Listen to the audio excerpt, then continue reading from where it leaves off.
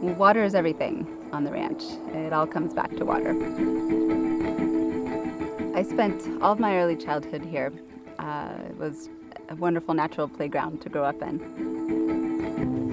This is the first year since 2001 that we have not irrigated the ranch voluntarily. We've chosen to leave our water in stream so that it can be available for needy downstream users, particularly the refuge and its waterfowl, which are at the bottom of the totem pole in terms of water allocation here.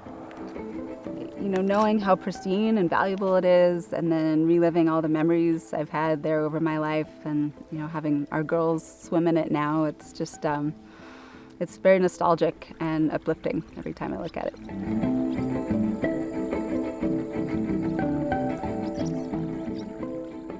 1981, everybody was production-oriented, drain the swamps, feed the world, and what's changed primarily in all aspects of ag is the environment has ratcheted up its demands and its values.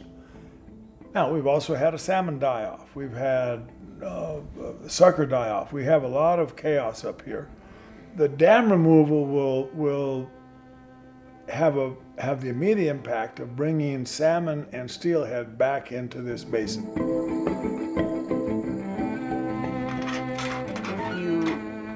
Aren't irrigating, or if you don't have water, you have to significantly reduce the amount of cattle you can have on a property. And like this year, when we're not irrigating, we reduced cattle numbers here, but we had to find land for them elsewhere.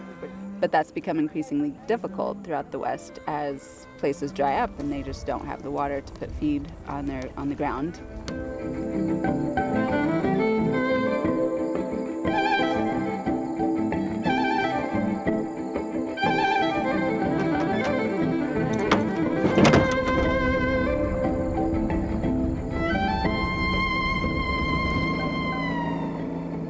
Growing up, living among all the wildlife that's here is an incredible experience.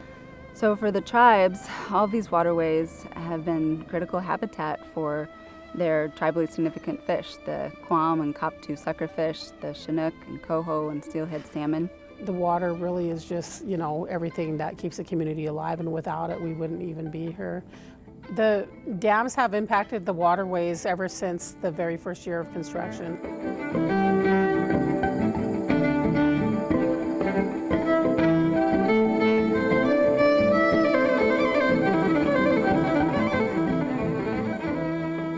Historically, the waterways they mean everything. There's a saying, water is life. All our families and all our villages were along the waterways. We're talking about at least 20 years of advocacy for dam removal and restoration efforts.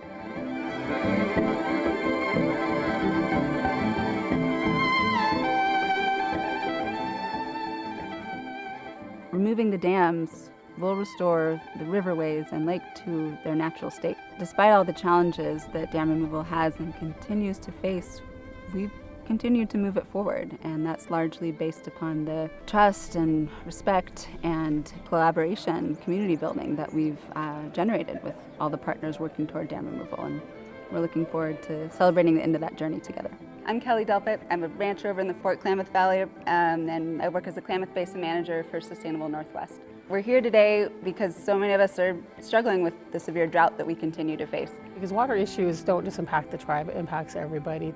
Seeing the benefits of what happens when a community comes together and works together. I know right now we're working hard on trying to become a drought-resilient community. Community that we've developed. We're small, tightly knit, fiercely resilient, and I want my girls to learn that by contributing to this community the way we have. I am confident that they will be able to continue the mantle of being a cattle ranching family, but that's largely due to the measures that we've put into place to help make it easier for them to do so. That's really at the heart of what a lot of Sustainable Northwest work is in the Klamath and beyond. We're coalition builders.